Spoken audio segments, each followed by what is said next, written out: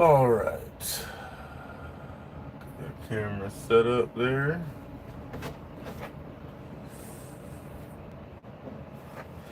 Just gonna do some work here on these XO1 tires. So let me get this guy put back on the shelf. Um, Basically, I blew up these tires. They're brand spanking new dish tires. It's a replacement to the already, and these are all expensive tires, but to the stock tires. But I damaged these in crashes, and they obviously got unbalanced or something. Maybe the rims got kind of flattened, and it makes some noise over driving. So I'm gonna use the foam inserts from a few of those to repair some of these that got deglued and blew out their foams. Yeah, that's basically what I'm doing. Let's get this body back on here. Check out this sweet XO1 body. It's Corvette, obviously.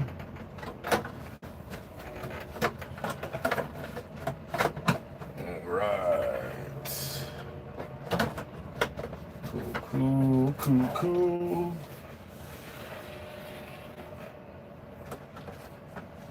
So, I do plan on slicing the old tires and just dissecting the foam directly from it. What is this?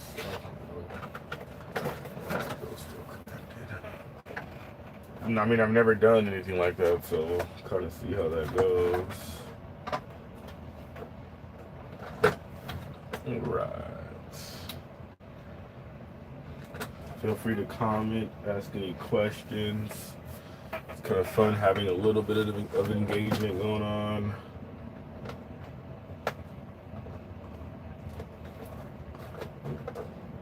Well, it's definitely the wrong way, but it'll work.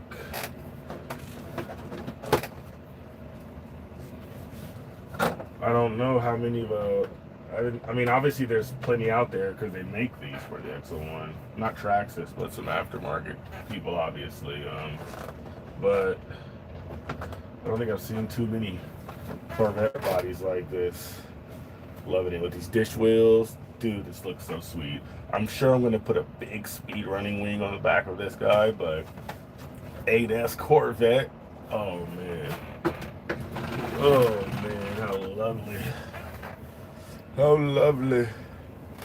Alright, I do want to grab a tire really quick, though, to put under the XO1, just to keep it off of its suspension. There we go. And to give you guys even a better view, look at that gorgeous thing up there. Jesus. Alright, move my high-tech RC stand out the way, and let's get some tires over here. Okay, I need foams for 2. This is one of the new dishes, missing foam, new dishes, missing foam. I won't be gluing them today, by the way. I don't have any glue. This one has foam. I don't know if you guys can see that. This one does have foam. It just needs to be re-glued. So this one I think is a wild card there. That one should be fine without any other work. And then this one will help me get more foam for this one. One thing I didn't know prior to destroying these tires for a second time was that the front and rears do have different dimensions. The rears are same diameter, but absolutely thicker, like 4 to 5 millimeters wider. The rears are, so super important. Didn't know it. I actually bought, when I replaced these, I bought 4 fronts, not even knowing, and that's what it had on it when I blew it up. But now it has the correct configuration, wider, much wider tires in the rear. And I did, when I put this video together later, I'll even show, like, on one of my videos I recorded of it, I did like 85 miles an hour with that setup. Obviously, you can go tremendously faster. That's just what I did on that setup, with my left side having 2 fronts, so 2 wide tires, and my right side having thinner tires. So interesting here. But basic plan of action here. The insides of both of these don't seem to need to be re-glued at all. Wait. I guess this one needs it a little bit, but I'm trying not to disturb that. So I got to figure out a way to work in the foam around this without damaging it too much. And I don't know if like unseating it from here would just be best and just completely take it off and then try to get it back over and glue them down. Ultimately, it's not a big deal. I had planned on just getting new fresh tires for the Jado here, but why not? Why not just give it a try? So without further ado, let's get a razor, slice these bad boys open, and see. I don't know. Some people are probably saying, why not just use this tire again? First of all, some of these were kind of cattywampus, little fucking odd shaped and vibrating. But either way, I don't like this rim design. I think the XO1 as a speedrunner looks so much cooler with the disc tires here. Let's see. Where is my razor? There we go.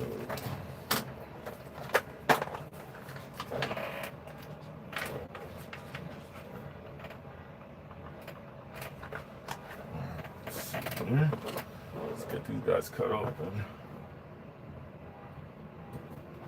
Just make sure I'm doing it to the right tires.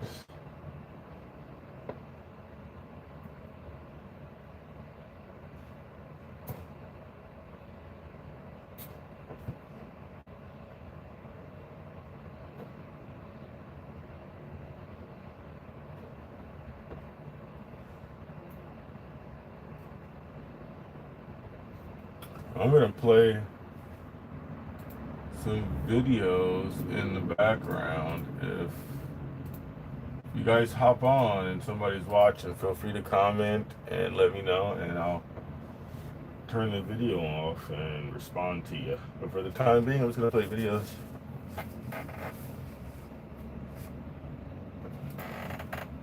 I'm pleased to announce today is the release date of my latest monthly music, Temple Street EP. Plainly difficult here. Bandcamp, iTunes, and Spotify. Right, that's my self-promotion over. Let's start with this. If I'm not allowed to play other YouTubers, it is the morning of the 19th of April. But my account's pretty unimportant. And there is a fleet exercise underway in the Caribbean Sea. Just with little old me recording. One of the ships involved is the USS Iowa, and she is getting ready to fire her 16-inch guns.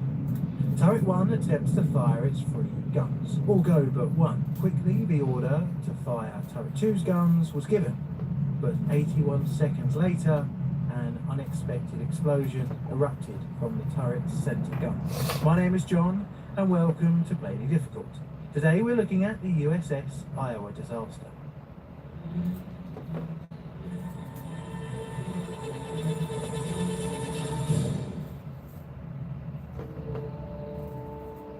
War on the horizon.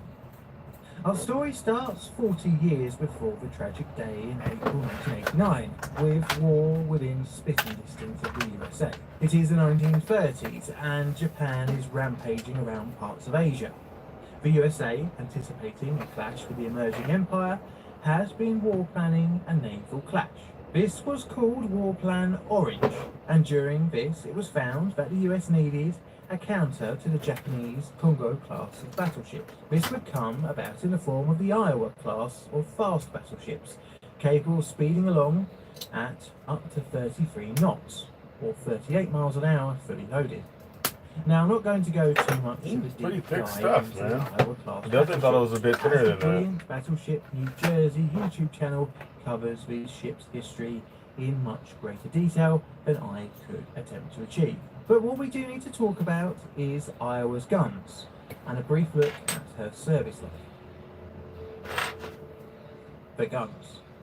So the USS Iowa had 9 British-loaded 16-inch 50 caliber Mark 7 naval guns. They were placed in 3 gun turrets, of which the Iowa had 3. Each gun in the turret was independently elevatable and fireable, and weighed 267,900 pounds, or 121,500 kilograms. The turrets were armoured and contained a whole hive of activity. Even though you can only see the gun, the turret actually extended between 4 and 5 floors below the ship's deck. Right at the bottom of the turret was projectile and bag charge storage. Each room was protected behind fireproof bulkheads. So how did the guns fire? Well, first they have to be loaded. This begins in the bottom of the turret, where the powder bags are placed into a hoist. There are 6 needed for a full charge. The hoist takes them up to the gun room. All right. At the same time, the projectile It's is being just selected a much in the thicker room. tire than I. There are generally 2 types of ammunition, armor-piercing and high explosive. There is also a nuclear shell later on in the Iowa's service life, but for this video we don't need to know about. So when the projectile arrives at the top of the hoist and goes into the cradle, the gun is moved to an elevation of 5 degrees. The breech is opened and the cradle and spanning tray are moved to the horizontal plane. A mechanical rammer pushes the projectile into the gun. Alright, Then the 6 here powder is bags are the placed inside in the of the cradle excellent and pushed via the tire. spanning tray into the gun, slowly by the rammer. I mean, The that's rammer a was used at 14 fair feet amount per of second rubber. for pushing in the projectile, Man, and I wonder if there's 1.5 a feet use per for second this. for It the just seems fragile like such powder a bags. waste of new, If the faster speed was used for relatively the new powder, material. it ran the risk of creating excess friction and compression, which potentially could cause it I don't to know. set alight. Anybody have a good idea? What do you do with The rammer also didn't like have any good safety system rubber? for preventing the wrong speed being used. The breech is then closed Throw it and away. the primer is added, and the gun is moved to its firing position, and it's now ready to go. After firing, the gun returns to the loading position. The breech is opened, and any debris and burning embers are blown out of the gun. Alright, that's a The phone. breech is also cleaned, and the gun is ready to go again. 1 second, guys. I'll be right back. She was commissioned in February 1943 and initially saw service in the Atlantic Ocean. Something like a She was mean moved to the cramp. Pacific in January 1944 as the flagship for the battleship. Alright, so I got one phone mount. During a typhoon in December 1944, Iowa suffered to do damage with and was this sailed one. back to the US for repair work. In August 1945, she would be one of the ships to enter Tokyo Bay to oversee Japan's surrender. After the war, she was modernised with better radar, but her first service life would end in 1949. She was then added to the country's rather vast fleet of mothballed ships. But not for too long, as she was reactivated for the Korean War on the 14th of July 1951, and formally recommissioned on the What's up? 12th Is that you of August. watching, Chris? After the Korean War, she was shit. used for training cruises and NATO exercise strike back. Just dissecting But yet these again, tires here. She would be decommissioned. I got one foam out so far. The Iowa would languish in the Oh Atlantic fuck, I lost Reserve my Fleet spot. until once again she was brought back to life There in we go, got it. 1992. This was thanks to Ronald Right? Reagan and his Dude. campaign promise of a That 600 looks sick, ship I love strong it. navy to face off against the Common Fleet. Don't The ship forget was when you modernized hop in here, and click the like on that recommissioned in video. 1994. Amazingly, It'll help us within get maybe a another $500 person in here to million conversate budget. a little bit. But this Always was click the because like. of a few cutbacks in repair works, most notably in her guns.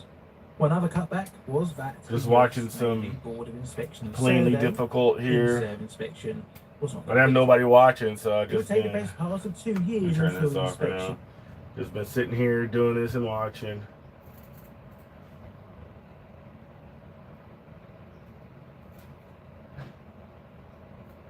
Trying not to cut my fucking fingers open with these damn X-Acto knives.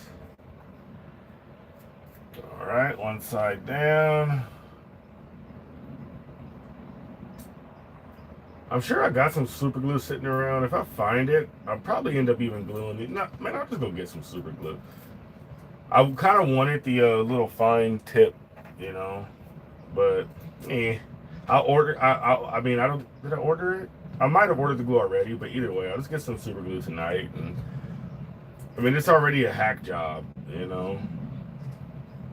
So just go for it.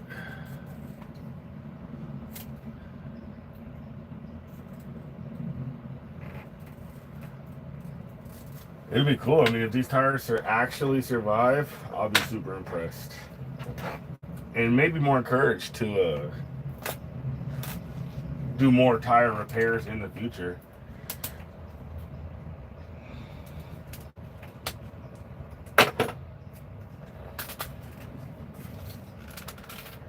Come on. It's a few parts where I kind of missed the assignment.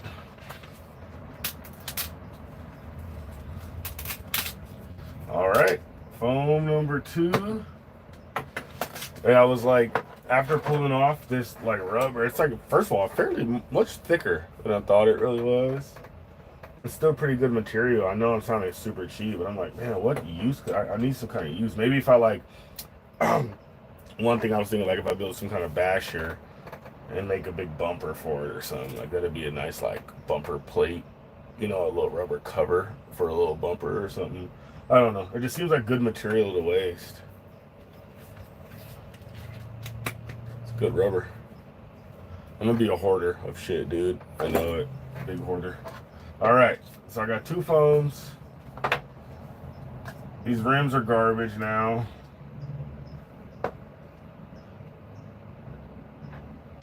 Kind of want to like put them on a drill and like rotate it and see the wonkiness. All right. Now, honestly, the much harder part is trying to get this in here when my back side here is still sealed. Well, this is a bad example. This one just needs to be glued. This is one. I guess I can try just like inverting the rubber out. What do you think? If I like flip the rubber out, I mean, it'll probably unseat itself either way. But if I try to cut it with a razor, I could potentially like weaken it, and then I have to re-glue it anyway. So, unless you have an opposition there, Chris, that's what I would say, man. Flip this back, put the foam, roll it back over. What do you think?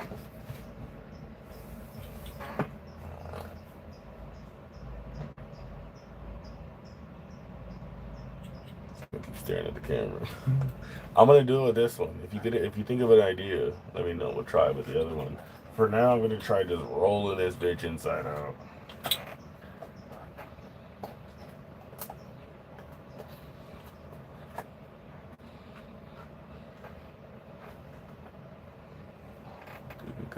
If you can cut it cleanly. I really can't, man. I mean, I could, but if that's the case, then I'm gonna have to reseat it anyway. So why not just try to oh, it's kind of working. Try to invert it, and if I have to re-glue it, look at that. Boop.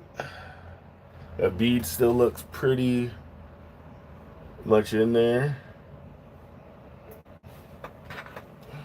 I think that might be a success there. Jesus Christ. Oh, I thought that was the tip of the razor just went to my eyeballs, a piece of the super glue. That's much better, but that scared me. I thought I had a piece of razor in my eyeball just now.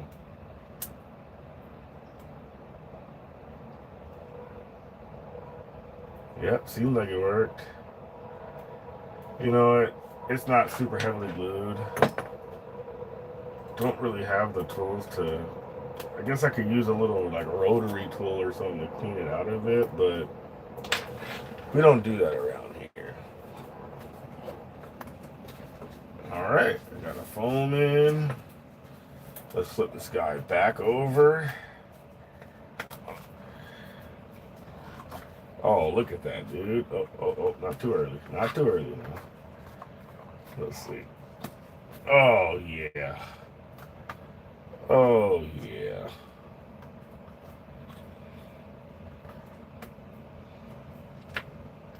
Look at that. You'll take your eye out, kid. You know? I gotta work with it for a while to see how I can get, like, I guess, just messing with it a bit. It gets the bead to sit pretty good. Yeah. Re-glue that guy. It's not the prettiest thing. I'll re-glue it. And you know what I was thinking about that too? What if I make a jig that I can put in like my vise or even in a clamp, and it just, has maybe even an adjustable circumference or diameter or whatever, and it'll help like hold that bead in. And I can add like 2 U-shaped parts that I put together in between the clamp, and they can clamp and hold. Because I always feel like when I put my glue in there, it always like little spaces kind of fuck it up and it blows out. Who else is in here watching? What's going on, whoever that is? We're just currently fixing some XO1 tires that I bought. I mean, they were brand new, and I decided to hold the XO1 up and show my buddies the wheel speed. And I did like 40% throttle-ish, and it just blew the tires apart. Brand spanking new. And that was after already destroying the stocks. If I doesn't do it, just do it manually. Fair enough. Fair enough. Makes sense. I mean, it would be cool for like a long-term tool to have a jig or something, right? Just, why not? If I'm going to be doing it often, especially if I decide to just start buying the rubber and foams rather than entire rim sets and then throwing the shit away. So, but this one seems good. I'm going to glue that guy up now. We got this one with no foam. It blew it out, so we're going to do the same process here. I already cut the foams out of the stock rims. And just, I'm going to figure out something to do with the rubber. I don't want to put it to waste, but these are garbage. These disc ones look so much cooler anyways. What's going on, Haywire? Nice to see you, man. Nice to see you. It's been a while. I haven't been on. I've been busy trying to catch up with my brother with these RC cars here and a little bit of work mixed in there to keep me kind of busy.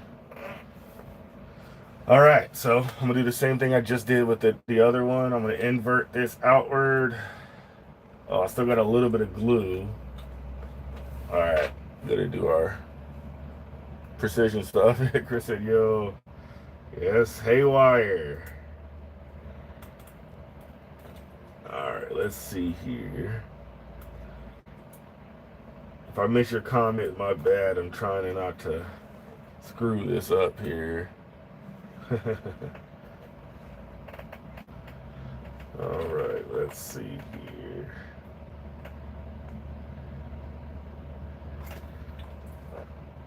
Trying to salvage these and save $100.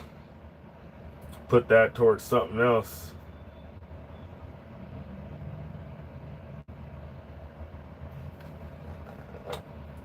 What you been working on lately, Haywire? He almost popped his eye. Oh shit. What you got any projects going on, bud? Oh man, I thought that was like ready. Oh, I just cut my finger too. Getting my custom trophy truck finished. Nice, nice. Now we're talking RC. Katie's done underneath the paint. We're talking RC, right? Or like full blown? We're talking RC cars, right?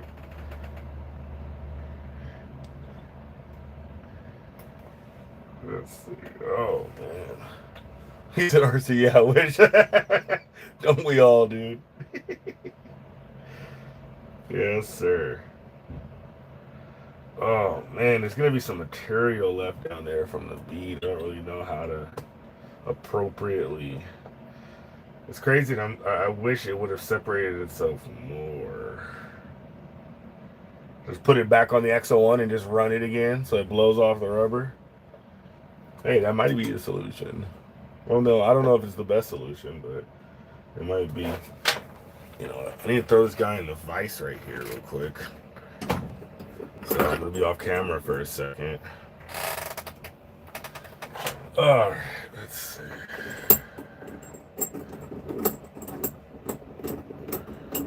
It's going to take too long. We're already making progress here. Let's see. I got all that. I got all that. All that. We just got a little bit right here. Come on. Okay. I feel like a doctor doing some like precise surgery. What'd you say, Chris? Let's see. You got a truck. Check out that truck. Oh man, I'm definitely gonna check it out too. Definitely. Let's see here. Guess I could look it up right here, huh?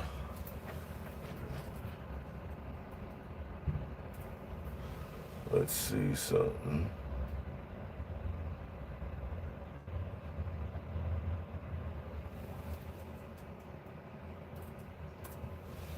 Alright, let's see. A wire. Let's see. Oh, dude, that is sweet. Like I got the he has the tires mounted in the rear.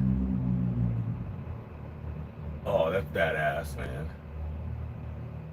Let me see here.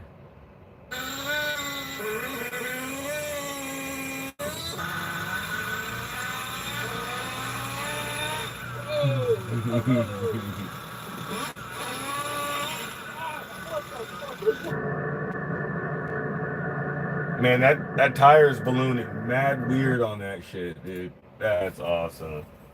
That's awesome. All right, so I think I got this situated.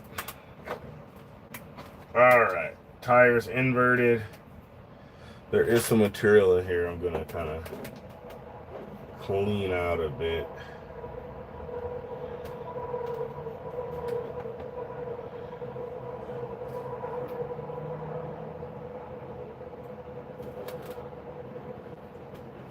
Let me go here.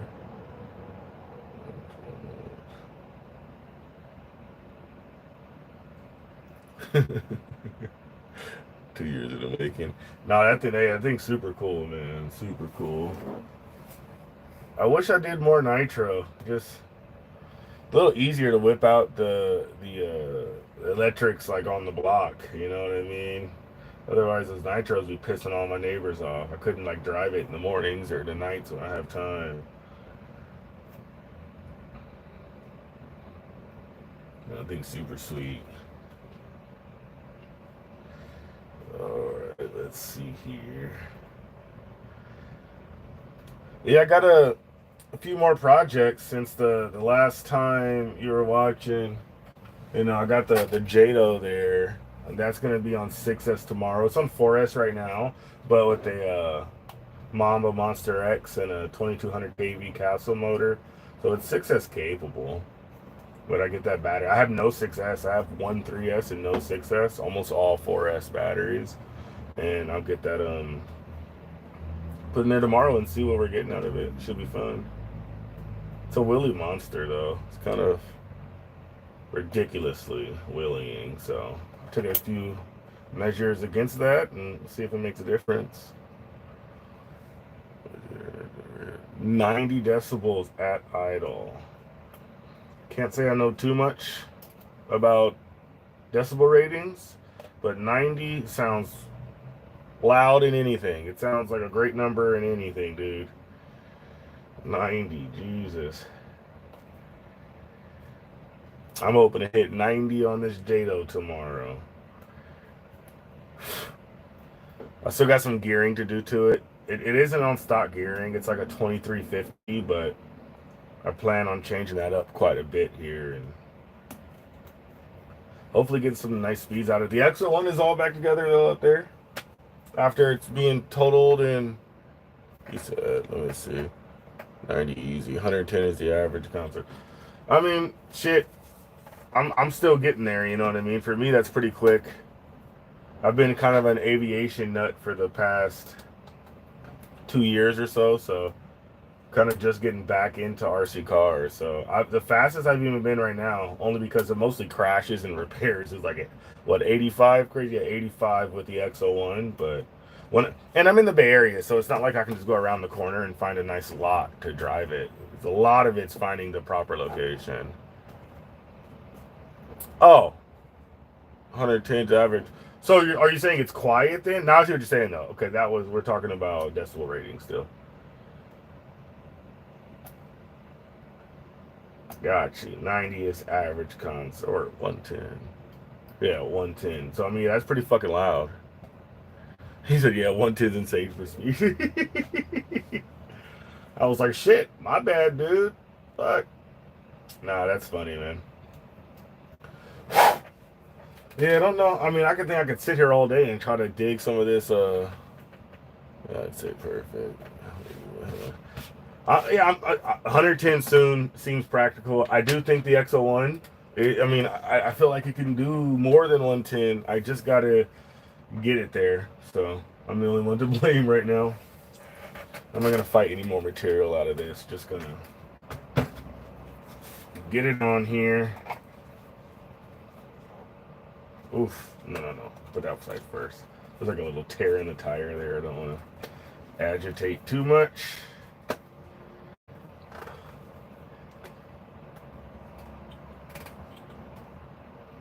That makes so much more sense when you said concert. I was like, maybe he meant average concept, but that makes way more sense. You were literally saying average concert. Oh man, what's going on here? Why is it being funky? See, then it does weird shit like this where my tire just isn't seating right. It's like it's stretched, I guess, a little bit. Oh, that's better. Oh yeah. All right, man. So we got 2 with foams. One there, and well, we got one more. Where the hell? Oh. Okay. One is under the Jado. This one is the good one. So there we go. 4 tires. They just need to be glued, and they are gonna go on this guy, on the Jada. The tire diameter and measurements are very similar. Check it out. I got a little bit of wire management to do, obviously, but we don't worry about that before we go fast. We worry about it after. Gotta get there first. Yep. Sweet. That was pretty much that whole project. I don't got a lot going on. Probably gonna log off, guys. I gotta work on a video. I put together a little video. I recorded it earlier of me kind of just showing the status of all the cars. So give me like an hour or two, and I'm gonna post a video that I took earlier, maybe some clips from this, and I'll be talking to you guys later, man. Adios.